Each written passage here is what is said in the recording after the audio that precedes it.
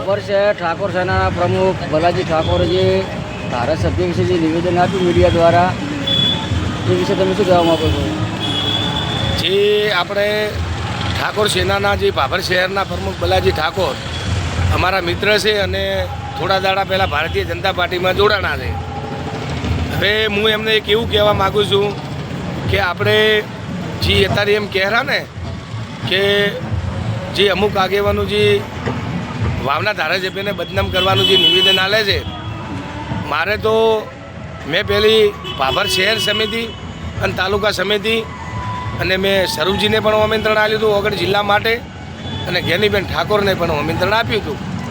તો એમને વારંવાર ભારતીય જનતા પાર્ટીના આગેવાનો એમ કહે છે કે ભાજપના ધારાસભ્યને કેમ ટાર્ગેટ કરો છો? તો મારે 2022માં જાણે વડાપ્રધાન આવ્યા ને ઓગણનાથના દર્શન કરવા, એટલે વડાપ્રધાનને આશીર્વાદ આપ્યા એટલે વિભાજનની વાત ચાલી કે ઓગળ જિલ્લો બને છે.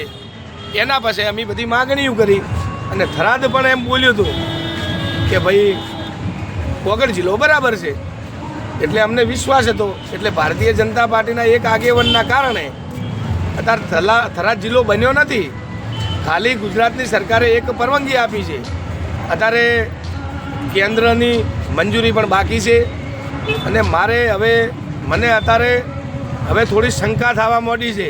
તેના માટે કે આપણે એક પહેલાં તો અમારા સંસદ સભ્ય જ્ઞાનીબેન ઠાકોર અને ભારતીય જનતા પાર્ટીના ધારાસભ્ય સ્વરૂપજી ઠાકોર અને આપણા ગુજરાતના અધ્યક્ષ રહ્યા ને એ ત્રણ દ્વારા મારે એમને કહેવા માગવું છે કે ઓગળ જિલ્લામાં જ્ઞાનીબેન ઠાકોર કોઈ બોલતા નથી અને સ્વરૂપજી પણ બોલતા નથી. હવે મારી બેટી મને થોડીક એવી શંકા થઈ છે કે આ ત્રણ લોકો છે ને, મને તો ઓગળ જિલ્લા માટે જ્ઞાનીબેન, સ્વરૂપજી અને અધ્યક્ષ ત્રણ એક લાગે છે.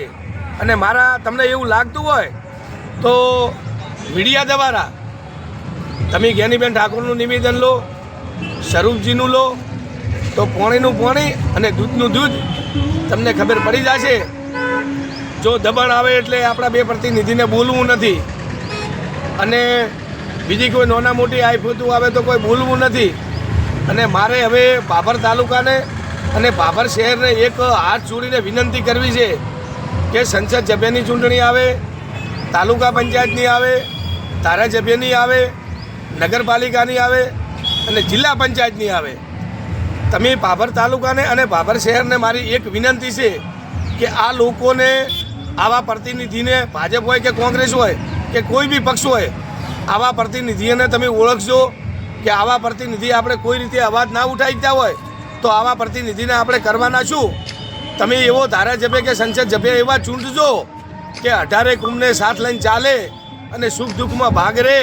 અને હું એક એવા નેતા જુએ કે આપણે ભાભર તાલુકો અને ભાભર શહેર પછાત વિસ્તાર છે, તો આપણને નાના મોટી કોઈ જીઆઈડીસી આપે તો આપણું એક ભાભર તાલુકો, ભાભર શહેર આપણો પછાત વિસ્તાર છે, તો એ રોજીરોટી મળે, એમને કોઈ તકલીફ ના પડે આગળ કે પાછળ. અને થરાદ જિલ્લાની વાત કરું છું, થરાદ જિલ્લો બન્યો નથી. ચલો આપણે એક નેતાના કારણે કદાચ થરાદ જિલ્લાની એમની ઈચ્છા હોય ને તો થરાદ જિલ્લો તમે ત્યાં રાખો, અમને વગર જિલ્લો આપો અને પાલનપુર રાખો. ગુજરાતની અંદર એક એવો જિલ્લો છે કે 3 લાખની વસ્તી છે અને જિલ્લો બનાવ્યો છે, તો 18 લાખની જે મતદાન છે, 18 લાખ આપણી પબ્લિક છે, તો 3 જિલ્લા શાંતિસર બની કે અને એમની પણ વાહવારે અને અમારી બોધી રે અને ઓગણનાથ તમને આશીર્વાદ આલશે. અને કાલે શંકર ભગવાનના અમે દર્શન કર્યા હતા, એ તમને આશીર્વાદ આલશે અને તમને લંબી ઉંમર આલે. ઓગણનાથના બે તમારામાં હાથ રહેશે. તો આર્યો નિર્ણય લઈ લો તો તમારી બોધી અને અમારી બોધી. જય માતાજી.